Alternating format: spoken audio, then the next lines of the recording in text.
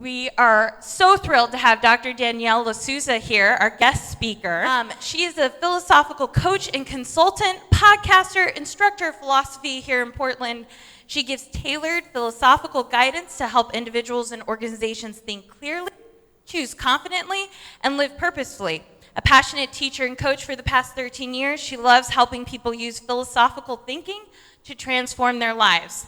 Dr. LaSusa earned her PhD in physiology. Sorry, that's my husband. Philosophy. Woo! Philosophy. And a graduate certificate in women's studies. Yes! From Temple University in Philadelphia, and she teaches here in Portland at Portland Community College. Please help me welcome Dr. LaSusa.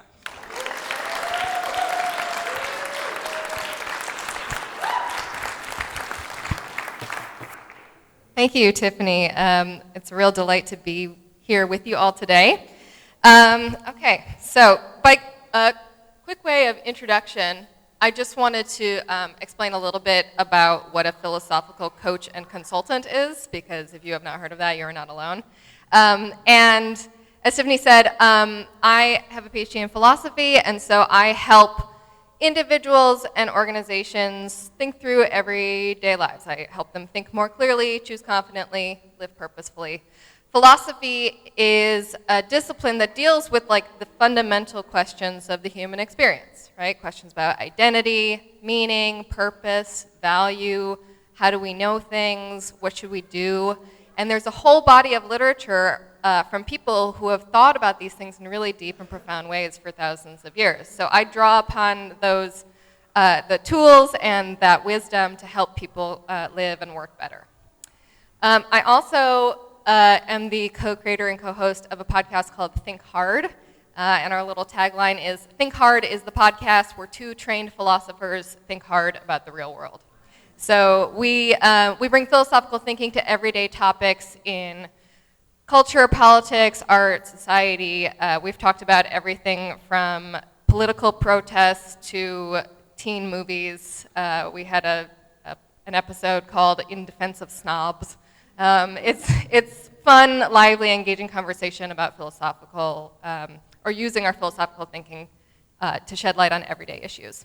So you can find that, that's our website, thinkhardpodcast.com, and you can find it wherever you can find podcasts. Okay, so on to my talk. I'm going to call this talk Hope in a Godless World. 1 billion children worldwide are living in poverty today. 1 in 3 women will be the victim of sexual violence within her lifetime. In the United States, students of color are overwhelmingly more likely to attend a low-resource and low-performing school. The top 1% of the richest people in this country own 35% of the country's wealth. And the ocean sea levels have risen 4 to 8 inches in the last 100 years, and the rate of that has doubled in the last 20 years. There are lots of reasons to feel hopeless and overwhelmed these days. That's it, thank you. I'm kidding. I'm kidding.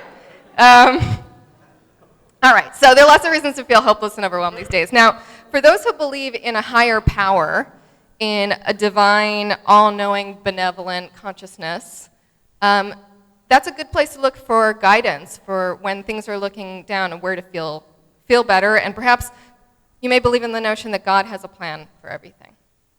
Or perhaps there's a belief that if we can make it through this world with all its suffering and its pain, if we can muddle through, that after this world, there'll be another one, an afterlife that will be better, and that gives a sense of hope.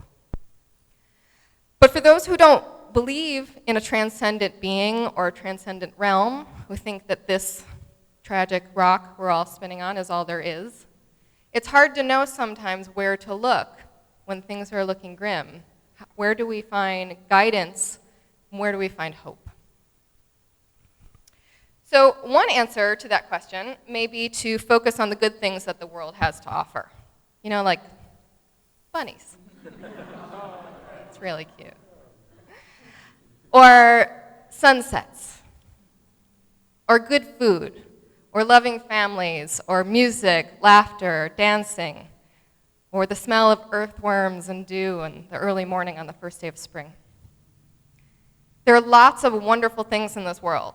And if we all spend more time focusing on those, we'd all probably feel a little bit more hopeful. And that's a great practice. But it doesn't always feel satisfying, because sometimes it can feel like a distraction from the real issues, the problems. Those problems don't go away. Especially when the things that we are concerned about is that there are people in this world that do not have access, perhaps, to good meals and hot showers. And so, what are we to do then? So another answer to the problem might be to practice our silver lining attitude, right? But work on the glass is half full kind of approach, where we look at the world and we say, okay, so, you lost your job, but, you've got experience and education. You don't really like that job anyway. Things will look up. Which, of course, is like enough to make you want to punch somebody in the face, right, when they say that.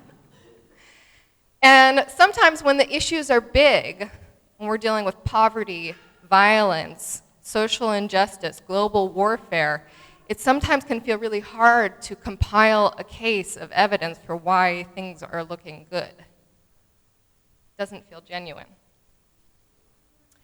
In the aftermath of the 1992 LA riots, public intellectual, philosopher, and activist Cornel West was interviewed. Now, if you don't remember, the LA riots were 6 days when South Central Los Angeles was in chaos after the acquittal of police officers who brutally assaulted African-American man Rodney King. And homes and stores were looted and broken into. Violence broke out. 63 people were killed. Thousands were injured. Entire city blocks were burnt to the ground. And in that aftermath, Cornel West said, people are feeling such despair, right? It was like this powder keg of racial injustice and poverty and anger erupted. But he said, despair is a place where we begin. It is not a place where we end. We begin with despair, and then we have to face it. And we face it with courage and not with optimism, but with hope. And he distinguishes between the two. So he says that optimism is this kind of glasses half full attitude, where we try and compile a case. We look at the evidence and try and cobble together a case for why things are going to look good, right? Why things might get better. He said, no, what we need instead is not optimism, because as we said, that doesn't always feel genuine and it doesn't always work. What we need instead is hope. And here's what he said about hope. He said, hope looks at the evidence and says that it doesn't look good at all. It doesn't look good at all. We're going to go beyond the evidence to attempt to create new possibilities based on visions that become contagious, to allow us to engage in heroic actions, always against the odds, no guarantee whatsoever. That's hope. And that's the kind of hope that I'm going to talk about today. Now, in order to really understand this kind of hope, we need to think a little bit more about what it means to live in a world without God. Or at least without a God that guides us to what is good and right and true. For those who don't believe in a transcendent being that gives guidance and tells us how we ought to act and what we ought to believe and what we ought to do, where are we to find guidance? And the answer, for better or for worse, is us. It is we, human beings, decide for ourselves in our relationships with each other and with the natural world, individually and collectively, now and historically, in our institutions, our relationships, our social norms, our actions, and in our laws. We create this world. We shape it into what it is. We decide what is valuable and how we ought to behave. Now, some of you may be looking around and thinking, I didn't choose this world. And if I had, it certainly wouldn't look like this. And I get it. It's not like an individual, you can just think of the world you want and there it is. It's a collective effort, right? And it's something that's been handed down to us through generations, right? And sometimes those choices made in the past can feel like they solidify into structures that start to feel intractable, right? Like a groove carved into a rock until it gets to the point where you can't even imagine it going a different direction. But the amazing thing about understanding that we humans shape this world is understanding that we have the power to change it. As a human world, each of us must recognize and accept the responsibility of participating in its ongoing creation.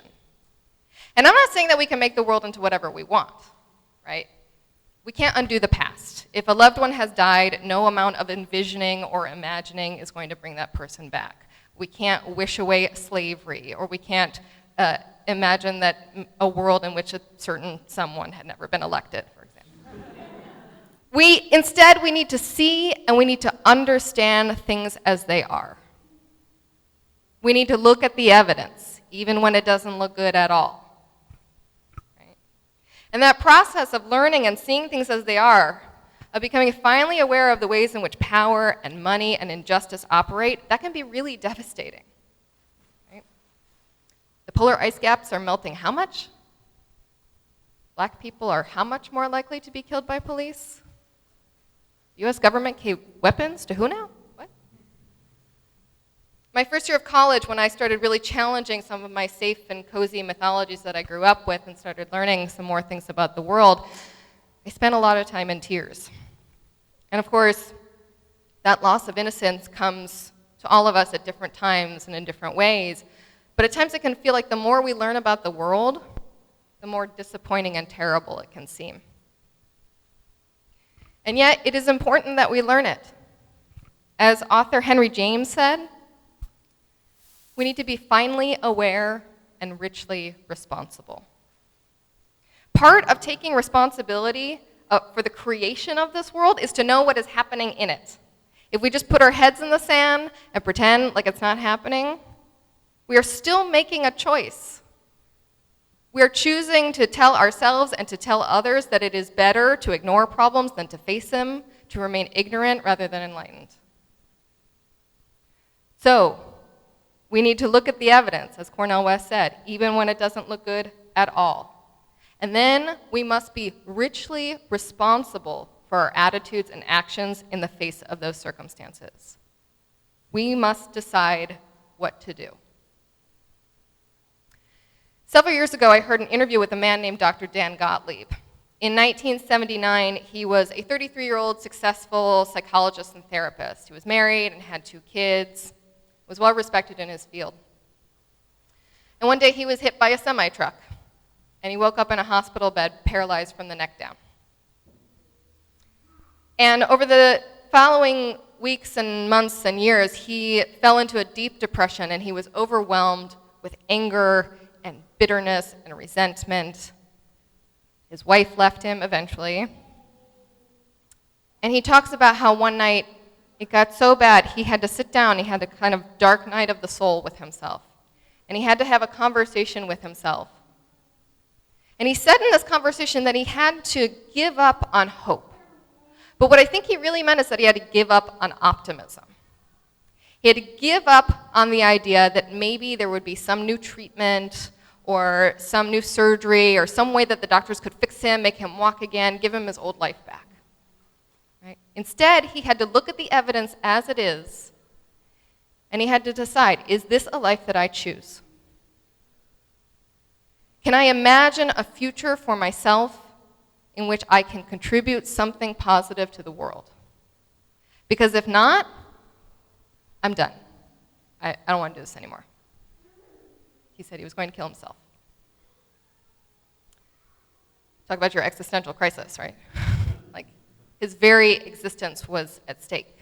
And sometimes that is what it's like for some of us.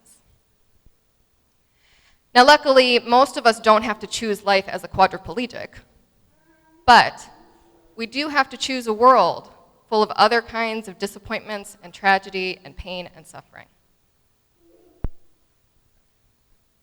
But that choice, that movement, that decision to look at it and say, yes, I choose this, that is hope. Hope is not just feeling good when things are looking up, right? As Cornel West said, that's optimism, right? Oh, things are turning in my favor. I'm feeling good. I'm feeling optimistic. No, hope is looking at the world when things look terrible and saying, I am going to choose it anyway. I am going to choose to believe and to imagine and to envision and to work and create and act anyway. Hope is not a feeling, it's a decision.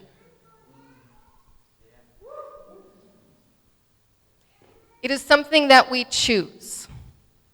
Hope is a kind of faith, not in God, but in ourselves, in each other, in our abilities to imagine and to create a better future for ourselves and our world. And choosing hope and holding it in our minds and hearts is critically important, but it's not enough. We can't just imagine a better world and poof, there it is, right? This is not like the magic of positive thinking. It's not the secret. We need to act. We must act. Not only because that is how things actually change, but also it is through our actions that we demonstrate our choices, that we demonstrate what we value and what we believe. Right? Because if we say we choose a better future and then we don't do anything about it, then we haven't really chosen it. If we say we choose hope and then we let apathy and cynicism and despair win out, then we haven't really chosen it. We need to act. We need to own up to the responsibility of being a co-creator of this world. It's scary. And you may be thinking, where do I even begin? The world is so big, and there are so many problems, and they are so overwhelming, and I am just one measly little human being. We humans can't leap tall buildings in a single bound. We can't move things with our minds, and in the grand scheme of things, we don't even really live that long. And some of these changes are going to take lifetimes, generations of lifetimes to change. So again, you need to choose. You need to pick one small piece of the problem, one small way that you can move toward that better imagined future, and you need to do the work. And don't spend too much time wringing your hands about which problem to choose or what to work on. Pick one. There are plenty of them. Pick one that speaks to your heart, that you have the knowledge and understanding and skills and talents to help with, and do it. And commit to creating that future little by little, day by day. Look, let's be real. No one is going to change the world in one fell swoop. And the truth of the matter is, you may devote a lifetime to doing your part and working towards it, and there's still no guarantee that things are going to change. Jean-Paul Sartre was a French philosopher and existentialist of the 20th century. He was also a political activist, and he was very active in the Communist Party in Europe at the time. And he devoted his life to it. And he wrote, look, after I die, there may be people who decide to set up fascism. And there may be others who are too cowardly or confused and will let them. And so much the worse for humanity. He said, I shall have no illusions, and I shall do what I can. For example, suppose I ask myself, will socialization as such ever come about? I know nothing about it. All I know is I'm going to do everything in my power to bring it about. Beyond that, I can't count on anything. Hope in a godless world means that there are no guarantees. But deciding to envision and believe and do the work anyway. Little by little, day by day. Preach, yeah. Now for some of you, it may feel a little like this. Right? If you remember, Sisyphus was punished by the gods, it's a Greek myth, and he was punished by the gods, and he was condemned to spend the afterlife rolling a boulder up a hill only to just reach the top and have it come rolling past him down to the bottom again for eternity. Now, Sartre's contemporary, Albert Camus, wrote an essay wondering, why does Sisyphus keep pushing the boulder up the mountain? Like, what's happening in his head on that walk back down the hill? Why not just stop? Just give up. Sit down. I mean, granted, it's kind of a desolate landscape. There's not like Netflix for him to... But at the very least, you could take a nap or something. Right? But you can't sleep forever. And whether Sisyphus likes it or not, as Camus puts it, the rock is his thing. It's his task. It's what he's got to work with. It's what's there. And through that engagement and through that effort pushing the rock back up the hill, he experiences his humanity. And so he gets up and he tries again, working, striving, believing, when all the evidence is against him, with no guarantee of success. This is hope. Hope envisions a new idea only to be laughed at or told that it is all but impossible, and yet continues to dream of a new world anyway. Hope risks an attempt at change only to make missteps, hit roadblocks, and suffer repeated failures, and nevertheless gets back up after each one and tries again. Hope is disappointed by people and sees their cruelty and ignorance and greed and selfishness, and yet continues to have faith in human kindness and compassion and strength. Hope knows that the problems are big, bigger than we could ever solve in one lifetime, and yet chooses some small piece of the problem, some small work to do, and does the work day by day. We choose hope because we are human beings, and this world is our thing.